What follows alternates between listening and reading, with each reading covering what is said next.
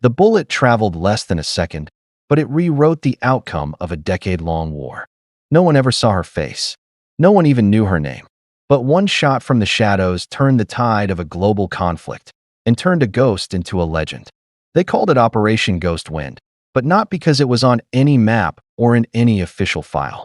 In truth, no one in command had green-lit it. No general signed off. No boots were deployed. No calls made. Yet somehow, somewhere, someone decided the war had gone on long enough, and that there was one man who had to be eliminated if there was ever going to be an end. That man was known as the Vulture. He wasn't a name spoken casually, even behind enemy lines. He wasn't a field commander you could bribe or a strategist you could predict. The Vulture was a ghost in the hierarchy, never appearing in uniform, never seen in photos, always a step ahead of every drone, every intel leak, every kill list. He didn't lead troops. He moved them like chess pieces from a throne deep within hostile territory, untouched by the bombs that leveled his city and unfazed by the sanctions that crushed his people. Wherever the Vulture walked, resistance followed. For years, Task Force Echo had tracked him across 3 continents. Every operation aimed at cutting off his power base ended in blood. Anyone who got close disappeared or was slaughtered. Drones malfunctioned. Signals jammed. Agents turned up dead. The CIA called him the Shadow King. NATO called him the linchpin. No one got close. No one had ever fired a shot. Until her. She didn't belong to any task force. Her name wasn't listed on any soldier's roster, and she never appeared in the war logs. But somehow, in the middle of the chaos, in the heat of an unwinnable war, she showed up. Unannounced, unsanctioned, and unseen. She didn't walk in with a squad or arrive in a convoy. Instead, she hiked in through the mountains alone, across terrain layered with trip mines and old bodies buried in snow. She passed checkpoints without a word, avoided drones like she could hear their signal frequency, and reached the broken edges of Sector 17, a place no sniper had ever escaped from alive. All she carried was a modified bolt-action rifle and a single round wrapped in black cloth. She set up her nest in a bombed-out factory, its roof mostly collapsed, its floors coated in ash and shell casings. From there, she had a clear line of sight to the only road the Vulture was rumored to use. A road that hadn't seen movement in months. Until today, the convoy rolled in quiet. No flags, no insignia, just 3 black SUVs flanked by 2 drone jammers and an air-scrambling signal vehicle. She didn't panic. She didn't even adjust her position. She waited, eye against the scope, body motionless for almost 2 hours. The sun moved across her cheek. The wind shifted. The sweat froze under her gloves. And then she saw him. The curtains in the second SUV pulled back for less than 2 seconds. That was all. Just enough for a glimpse of his profile. Scar on the cheek. Eye patch.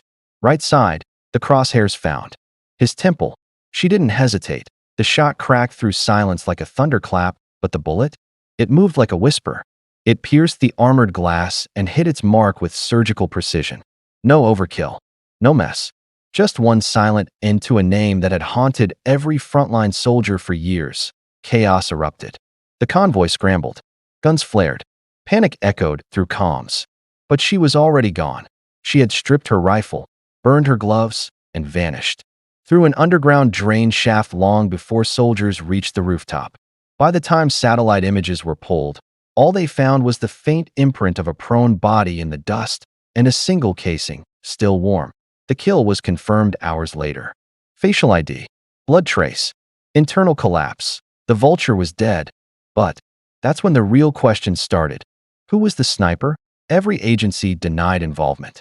No one knew of a female operator assigned to that region. No Black Ops logs. No intel transfers. No sniper teams reported movement that day. The field was cold. Theories flooded in. Some said she was a rogue CIA asset gone off script. Others whispered she was a war orphan trained by resistance forces who had one name on her list. One general even claimed she was AI-controlled, an experimental kill drone disguised as a human, but no proof ever surfaced. No fingerprints. No face. Only one camera feed caught a glimpse. A fleeting silhouette moving across rubble. Small frame. Hooded. Rifle slung low. Gone before the next frame rendered. They called her Ghost Girl. The military never acknowledged her, but the enemy sure did. Their morale collapsed within days. Lieutenants defected. Territories surrendered. Without the vulture's guidance, the war fractured. It was the single most decisive turning point in the entire campaign, and it had cost nothing. No army, no battalion, just a single, silent shot from someone who didn't even exist in the books. The operation was never made public, but soldiers in hushed mess halls still talk about her. Not in full sentences, just in glances, in questions. Was she real? Was she sent by someone higher than command? Or did the war itself call her into existence? They never found her. They never even looked. Because deep down, no one wanted to know. Some ghosts are better left untouched, especially the ones holding a rifle. She never waited to confirm the kill. The shot echoed and the glass shattered. She was already dismantling her rifle with mechanical precision. Not a trace of hesitation. Not a flicker of emotion. One bolt unscrewed, the scope removed, barrel folded, everything wrapped and tucked away as distant screams began to rise. From half a mile away, chaos was blooming. But she moved like none of it touched her, like she had already seen this all before. The bullet had traveled less than a second. But that second sent shockwaves through an entire chain of command that had once thought itself untouchable. For 5 years, the war had followed the same brutal rhythm. Bombings, retaliation, drawn-out stalemates, insurgencies springing back like weeds. And behind it all was one voice, issuing orders like prophecy, always 10 steps ahead. The vulture. Eliminating him had been discussed in every war room, but every plan was eventually scrapped as too risky. His movements were unpredictable. His convoys were decoys. His location changed every 12 hours. No confirmed sighting in 3 years. No trace, no mistakes. And then, in a single second, it ended. One bullet found him, killed him, and left. No explanation behind. Satellite footage caught only fragments. One moment, a heavily guarded convoy moving through Sector 17. The next, a sudden halt, soldiers scrambling, blood pooling behind tinted glass. The vulture was slumped sideways, the right side of his head caved in, a clean exit wound and no damage. To the other passengers, it wasn't just a kill, it was surgical. Medics arrived, but there was nothing to be done. By the time the second SUV reversed and turned back toward the secure zone, the vulture's reign was over. Comms across the region went dead. Jamming signals scrambled. Orders stopped mid-transmission. A web of resistance that had spanned countries crumbled in hours. And yet, no one celebrated, because no one knew who to thank or who to fear. She didn't leave behind a signature or a calling card, not even a boot print. The bullet she used was custom, likely hand-machined, with alloy composition not traced to any manufacturer. Her rifle, from the bits recovered later near the sniper nest, was a Frankenstein weapon, Russian stock, American barrel, German scope, built by someone who knew exactly what they were doing and built for one specific shot. And then there was the angle. Military analysts tried to recreate the shot using their own snipers. None could duplicate it. The trajectory required adjustments, down to the millisecond, factoring in thermal distortion, crosswind, and structural vibrations from a collapsed building that swayed with every breeze. One analyst said it was impossible to land a perfect shot under those conditions. But she did. Speculation exploded. Was she ex-special forces? A ghost operative sent by someone outside the war entirely? Some thought she was a double agent who had turned on her handlers. Others believed she was part of a silent pact, a mission approved by a rogue faction within the Allied command, desperate to do what diplomacy couldn't. But none of it explained how she knew. No drone had tracked the vulture's convoy. No signal had leaked. The route he took was a decoy lane, one never used before, cleared just 2 hours prior by an enemy engineering team. How had she known to be there? How had she known the exact second the window would open and where his head would be? That was what truly terrified people. Not the kill itself, but the precision of the knowledge. And when the footage leaked, a single blurry frame pulled from a street camera near the blast radius, it only deepened the mystery. A lone figure, moving swiftly through smoke and falling debris. A silhouette, rifle case slung diagonally, hood over her head. The image wasn't clear enough for facial recognition, but the posture was unmistakable. Calm, unshaken, within hours of the leak, The image was being passed around military networks, dark forums, even printed and pinned on barracks walls. No name, no caption, just two words scribbled beneath in marker. She's real. No medals were awarded. No commendations. Officially, no one claimed the hit. But soldiers in the field whispered about it like a miracle. Like someone had heard their desperation and sent an angel with a sniper rifle. Command, meanwhile, tried to bury the incident under redacted reports. Investigations went nowhere.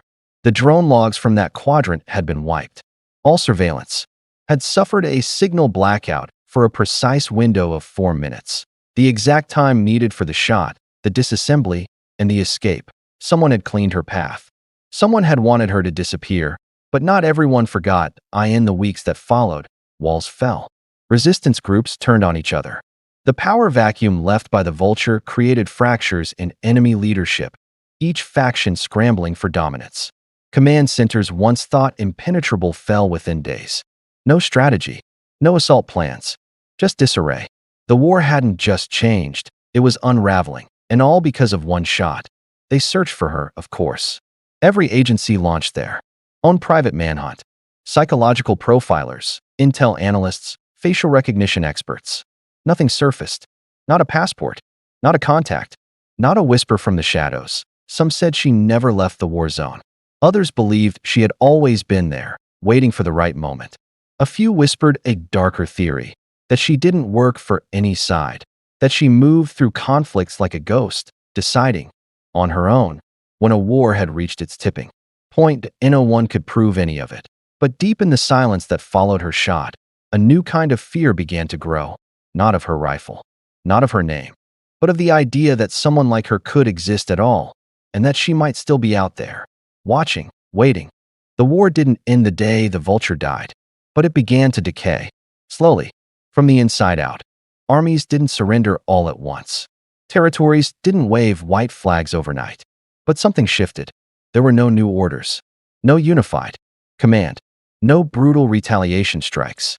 Instead, the enemy fractured. Leaders disappeared into bunkers, factions turned on each other, communications collapsed. It was like someone had cut the head off a snake, and no one wanted to hold the body. In the silence that followed the shot, something strange happened. The soldiers who had spent years burying friends in the sand and watching the sky for drones began to breathe again. Patrols got easier. The roads safer. The cities quieter. It wasn't peace, not yet, but it was something close. Something that felt like a war gasping for breath. Still, questions lingered. For every rumor that died, 10 more took its place. The sniper girl, the ghost, had become a legend. No one had seen her. No one had followed her. But they couldn't stop talking about her. In mess halls, her story was traded like contraband. Her shot replayed in whispered reenactments. Some said she was an assassin trained from birth in the mountains. Others claimed she was a war orphan whose village was wiped out by the Vulture's command, and that this was her personal retribution. But the official story was the most unbelievable of all, that no such operation existed, no sanctioned kill order was issued, and no female sniper was ever deployed. The silence became its own kind of truth. And that's when the second story surfaced. That it came from a captured lieutenant, paranoid, sleep-deprived, desperate to trade information for protection. He said she'd returned. Not in a war zone, not on a battlefield, but in a mountain facility used to house mid-tier command officers. One bullet, one death, no camera footage, only a small hole in the window and a man with his skull opened like a book. It sounded like hearsay, until 3 more incidents followed, all in different regions, all tied to men believed to be remnants of the Vulture's inner circle. Each death was precise. Each death happened under impossible conditions. And in every case, there was no trace, no signature, just a clean shot, and a vanishing presence no one could prove. One operative, embedded deep in resistance territory, sent back a final message before he was killed. She's hunting the ones he left behind. Then the message ended. That was the first time Allied command took her seriously, not as a myth, but as a variable. Someone operating outside their grasp, killing targets before they could be questioned, destabilizing regions they weren't ready to move on. At first, they thought she was cleaning up loose ends. Then, they began to worry she wasn't cleaning up anything. She was choosing and she was better at it than any of them. Security protocols were upgraded. High-value targets were moved to hidden zones. Armored convoys rerouted. Still, she struck. Always one step ahead. Never seen. Never heard.